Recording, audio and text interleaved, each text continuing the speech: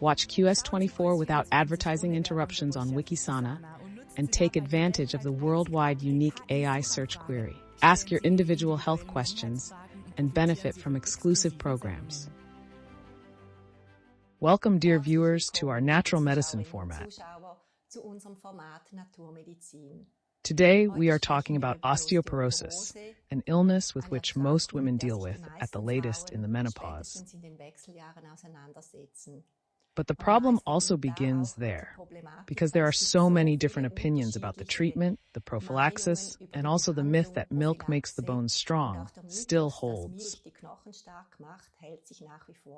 But we will clarify all this today with Alexandra Kotthaus, Chief Physician of the Sonnenberg BioMed Center in Schwelbrunn. Stay tuned. Hello, dear Alexandra. Hello, Sylvia. I'm very happy to talk to you about this topic because it is still in the advertising, the myth with the bones and the milk, and also many women are assured that you really have to do hormone replacement therapy. And yes, I have a lot of questions, but let's start with that. What is osteoporosis anyway, and do only women have osteoporosis? No, not only women have osteoporosis, men can also have it, although much less often than women.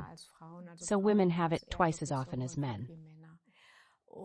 And there are 4 to 8% of the total population, which is of course mixed between women and men. And if you have already said so many things that I could start right away. So that you just have to say, if you now also calculate it, let's say that maybe 15% are calculated for the number of women who are affected, then you can also formulate it the other way around. 85% of the women do not have it, and also not after the menopause. Because the estrogen level simply drops, also the progesterone level in general. But that's something that 100% of women have. And if only 15% get it, then I have to ask whether there is a causal relationship. Even if hormones certainly play a role in bone metabolism, many other things also play a role in bone metabolism. So what only occurs in 15% of women cannot be explained to me like that. I think it's great now that you're taking the fear out of it, because I also notice myself, you become insecure. And I know a lot of women when you say, so absolutely yes, if you don't start immediately with a hormone replacement therapy, yes, then you don't notice it and suddenly you're there with a bone fracture and so on. And I think that has now put everything back a little bit into the relationship. There are exactly different pairs of shoes, the bone density and the fractures. That does have something to do with each other, but not at all as close as you might think at first. We had an anatomy professor, and he showed us very vividly how the bone is formed.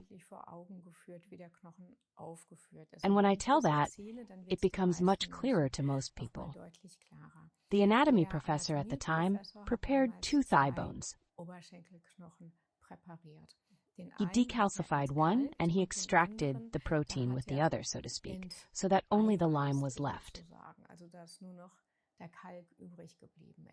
The bone where only the lime was left, we were only allowed to look at. We weren't allowed to touch it. It would have crumbled. Normal lime bone would have crumbled. Then he had the other bone, so a healthy bone, not an osteoporotic bone. He removed the lime and he gave it to us.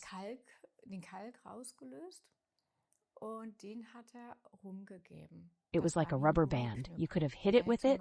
It was elastic. It was flexible. And these 2 components, this protein matrix plus the calcium, that together gives the bone that we have, which is not brittle, but also has a certain elasticity.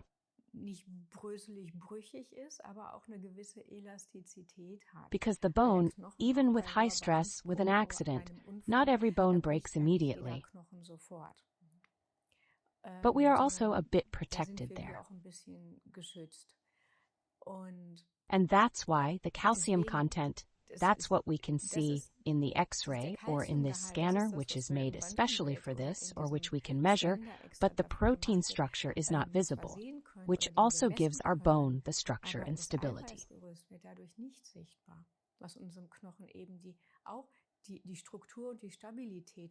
The calcium is just what holds it together. I've never heard that before, and I find that so exciting because we always talk about calcium. And what does that mean with the protein? Does that mean you have to take protein with you? Oh my God. No, we have connective tissue, we have fibroblasts, and we have osteoblasts. Fibroblasts are connective tissue cells that produce, for example, collagen, and that's outside of the cells, and that gives us the structure and the firmness.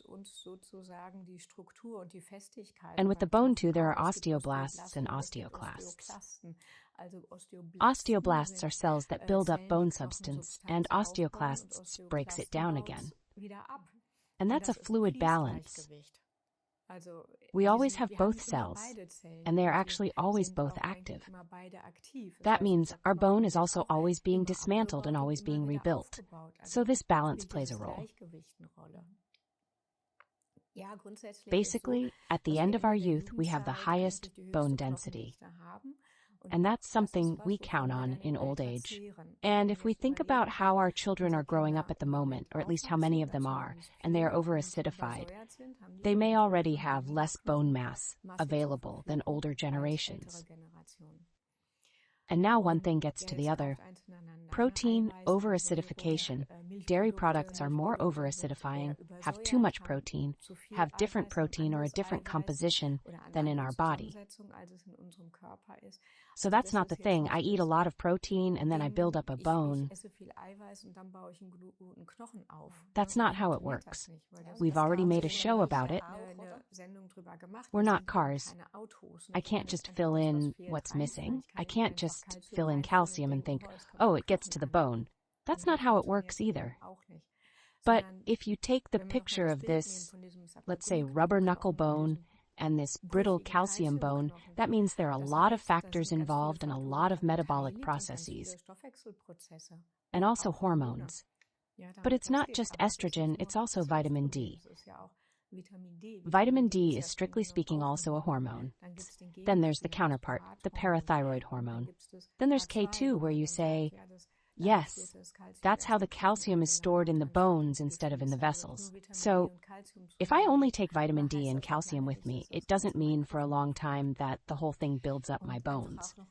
And just to go back to calcium in milk, because they always say drink milk because of the calcium. But that's not optimal for us either. Transport it into the bone. Milk has a maximum neutral to negative calcium balance.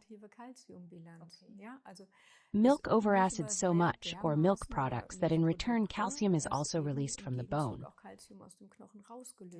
That's another mechanism.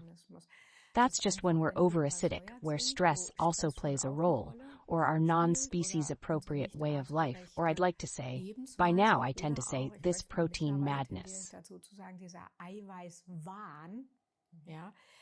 It also contributes to acidification.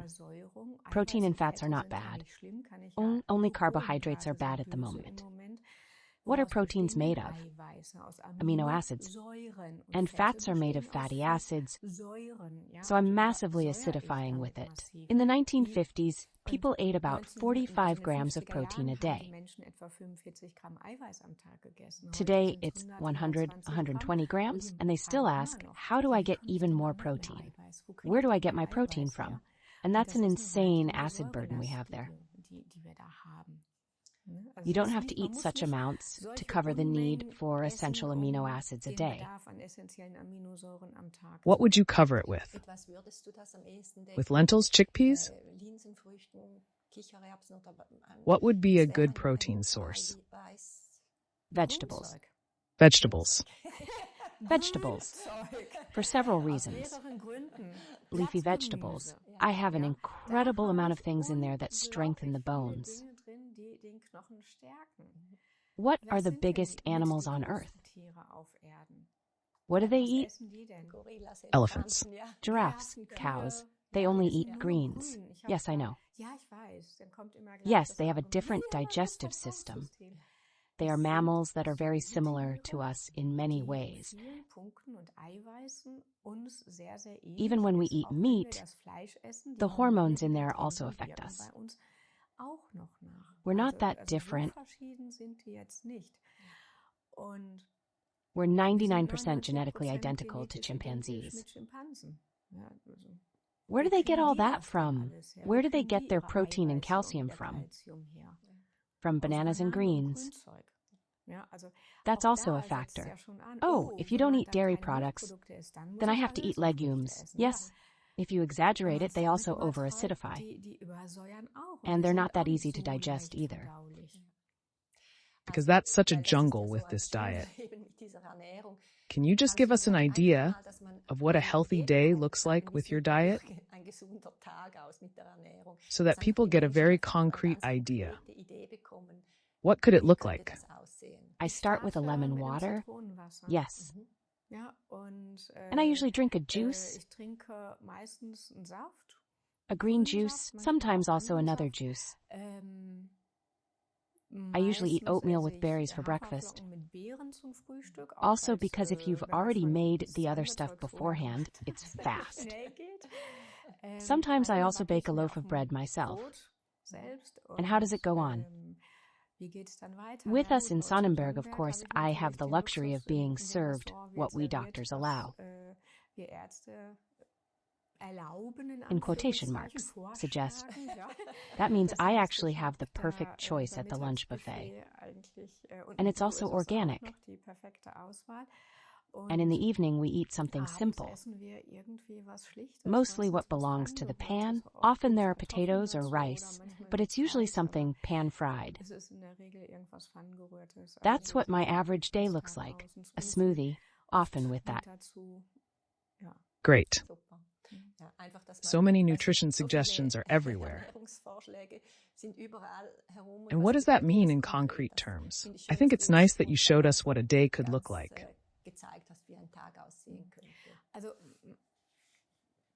I just talked to someone about nutrition, and then I notice how the discussion goes. What can I eat? How can I substitute that? What's up with that? Is game better than that meat? And then I think, wait a minute. We're already starting to discuss the exceptions. That you clearly say, hey, eat fresh. Eat a lot of fruit and vegetables, not the proforma apple a day. I've said it before, an apple a day keeps the doctor away. That's not enough. What we need, what nutrients we have, with increased consumption and less in the apple, we have to eat several apples. There's almost no one who really eats enough fruit and vegetables. Grain, whether it's gluten-free or not, is something that can make it acidic. And I don't have to eat a lot of wheat. You're not supposed to eat none at all to compensate for your protein requirement. But when I say vegetables contain everything, I don't mean 3 leaves as a miniature starter. I'm really talking about large portions, plus a green salad, plus vegetables in a smoothie. Really every day. And then, of course, the food supplement manufacturers often say our food simply doesn't have enough. How do you see that? They might be right. Yes, I assume that's the case. There are fewer and fewer people who can get everything under control just by eating. You have to do a little more. And then it would make sense to really measure and then look. Because vitamin D3 is a hormone. That has risks when overdosing. And that you just know maybe you have a low or high response. How would you recommend that you really just do a nutrient analysis? I also find the nutrient analysis a bit two-sided. Just because I can measure something doesn't mean it's right, or that it really reflects the nutrient supply in my body. It depends on where you measure it. But where do I measure it? I don't give you a tissue sample. I measure it in the blood, some things in the urine, but I don't measure it in this organ, in that organ, in that organ. I don't take a sample from your brain and see what's missing. How do I get the information? Then I have to do a mix of calculations between what the study situation is and what studies, maybe even from pathological reports, know, plus what's reasonable to measure, and what you sometimes see when examining. I've had people with great B12, even if it was measured correctly, and still had sore mouth corners. And after 2 days of giving a reasonable amount of B12, the mouth corners are back in order. So there was a B12 deficiency. And there are things you just know that are common, like B12, and that's not a vegan problem. Mixed dietitians usually have it more often and more pronounced. And zinc is just not enough. Silicium is also important for the bones. It's not enough in the foods, less than before. Selenium is not enough. And there are areas where I can substitute it without controlling it. Because I often see certain things, I don't see it anymore, because I don't do it anymore, but they are also used up when you detoxify. Yes, when I drain out. So that means just let yourself be really well advised and with someone who really has experience. Yes. Yes, but you see how we basically come from hook skin to stuck skin. Yes, it's such a multi-layered matter. I also need the minerals for the bones. Silicium I also need for the bones. Movement I also need for the bones. A balanced acid-base balance I also need for the bones. Yes. And then there's the mental stress, of course. Also acidification. But I have another question now, also in relation to osteoporosis. If someone has a healthy lifestyle, you say, yes, you can see, during an examination, maybe bone density, it's a slightly beginning osteoporosis. What do you say then? Do you say, if someone is really willing to eat well, to move, to look at the acidification, could you also do that without hormone replacement therapy? Or what would you recommend then? I basically never do it with hormone replacement therapy. Yes, but bone treatment, bone and brain are rather slow metabolism tissues. That also takes time, so it requires a certain consistency to stay on the ball. And then there is, as they in Chinese medicine, kidney types. And kidneys, brain, bones, that's a bit of a combination. And they tend more to osteoporosis. And they tend more to get acid badly out of the body. And then you just have to look, does it work with measures that you can do at home? Does it work with supplements and nutrition? I would say not always. Sometimes more measures make sense. And more measures, especially when it comes to the bones, can be good infrared light and also magnetic field therapy. So there, and what I do, we do an osteoporosis profile in the lab and look at the osteoclast activity.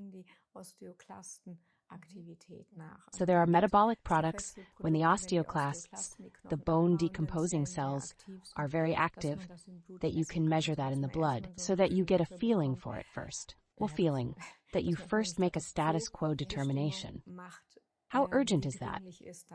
How much time do we have? Are they really very active now? Or has bone decomposition happened a long time ago? And if it's not very active, then you can, let's say, therapy in peace. And do you have experience that it gets better again?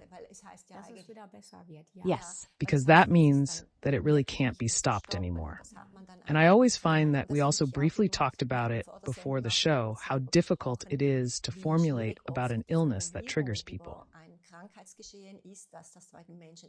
That you say, it's like that and it's incurable. Or you can't change it. And I always think it's important to see that there are possibilities and you can actively contribute something to that with your lifestyle. So definitely the bone density can improve again. It's not a one-way street if the bone density decreases. And we did a show where it was about double floors in the body.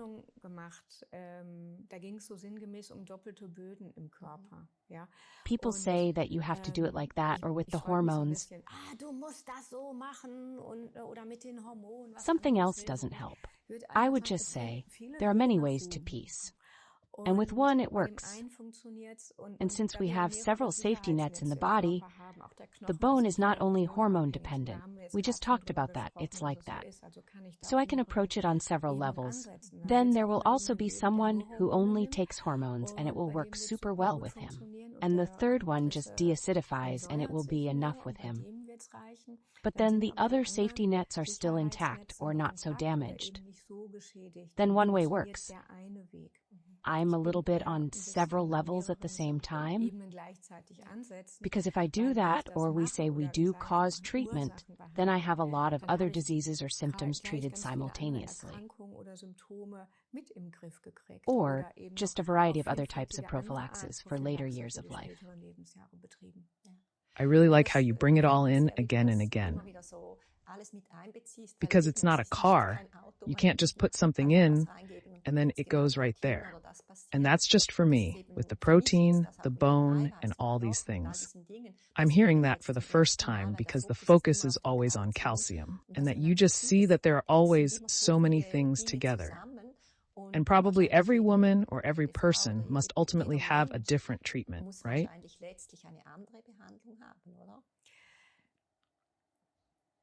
Yes.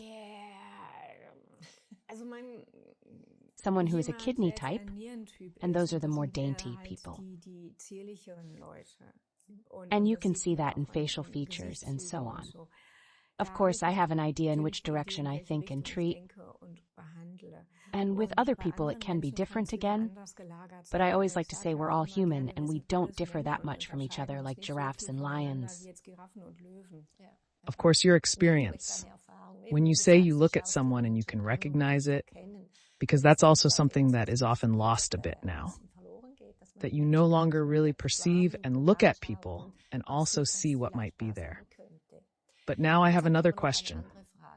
I know it's a bit of a sensitive topic, but I would like to address it. What does it mean? What side effects are there when you now take hormone preparations? Do you have to take them in the long term? I often hear the advice to start right in the changing years. And then you're almost free from osteoporosis. But the question is, what are the risks? There is, I don't even know the name of this big study. It's at least 25 years ago that it came out. It was canceled because so many women had heart attacks and strokes when taking hormones. So I can't just think I'm fooling around in nature and do something that is actually not natural. And I wouldn't have to pay a price for it. So it's normal that the hormones drop. In my opinion, the body is pronounced intelligently constructed and it will be right when they drop. I don't see anything sick in there. What the estrogens do is an increased cell division. An increased cell division can also, primarily it's repair mechanisms, that's the idea behind it. That's why every cell has, for example, estrogen receptors and progesterone receptors. And if there is an inflammation and it's over, then I need new cells and then the tissue is healed again and then the process has to stop. But now we usually have too many oestrogens anyway, namely the wrong ones in us, i.e. hormonally active environmental toxins. And this actually increases this process, an inflammation overreaction, so to speak. And then I still pack, we measure it in baby urine and in young people's blood. And why shouldn't older people have it in them? In this situation, I'm putting more estrogens on it.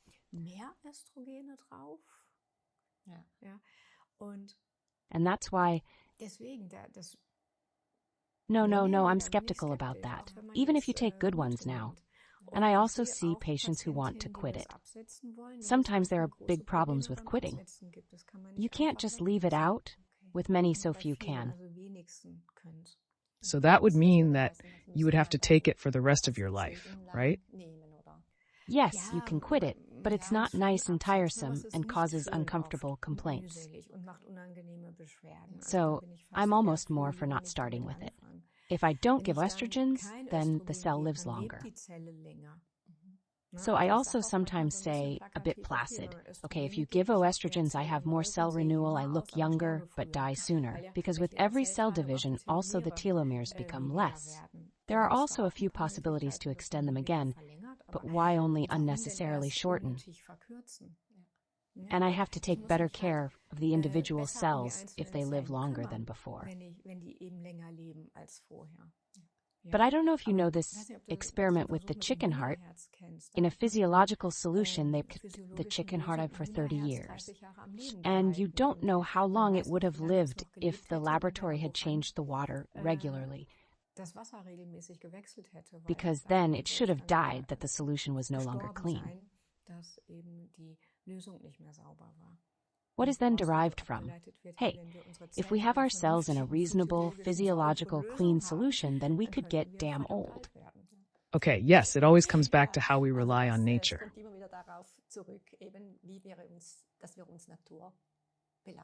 Just as we are created, also what we eat. And yes, I think there is still so much to say. But I think we have already got a very, very great insight, because all these myths were not cleared away, but you can see the other side. And I think every woman should not be out of fear, but should be well informed and decide which way to go. And you have contributed a lot to this. And I can see that the broadcast time is slowly coming to an end. And I'm already looking forward to the next conversations with you. Thank you very much, Alexandra. Thank you, Sylvia. Dear viewers, thank you very much. I was able to draw a lot from this program again. I hope you feel the same. Stay healthy and see you again.